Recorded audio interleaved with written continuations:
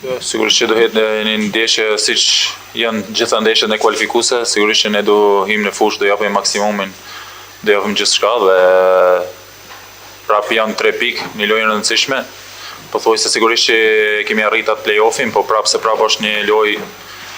e vështirë me një kundërshtar shumë të fortë, po prapë do japim gjithçka në fushë për me vonë në vështirësi atë ekip dhe pse jo ta shikojmë atë ndeshje nesër çfarë ndodh. Sigurisht që ato statistika nuk i dia unë, po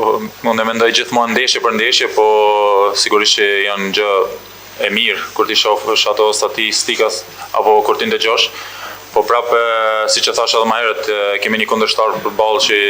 luan për me fitu botrorin, për me hi në ato fazat finale. Dhe prapë besoj që kemi një vetbesim në këto moment dhe do japim gjithçka ti vumë në vështirësi atë ekip që është shumë e madhe, po besoj që me armat e tona besoj që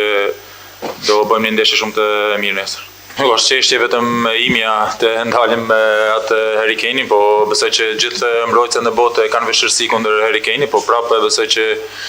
ne do luajmë si skuadër, do mbrohem si skuadër dhe do sulmojmë si skuadër, kështu që nuk është vetëm një kundër një atë, besoj që duhen gjithë 19 lojtarë që janë në fushë të japin gjithçka. Dhe pse jo ato 0 golla që kanë psuar deri tani, pse jo nesër ti bëjmë një gol, nuk e dihet futbolli, kështu që besoj që jemi të përqendruar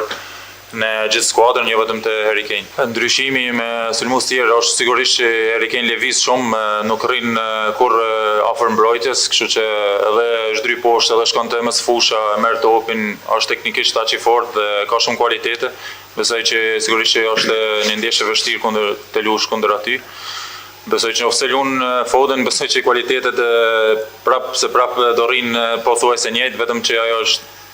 që e thash edhe më herët, edhe ajo është një lojtar që lëviz shumë, kështu që duhet të kemi kujdes të flasim në fushë dhe të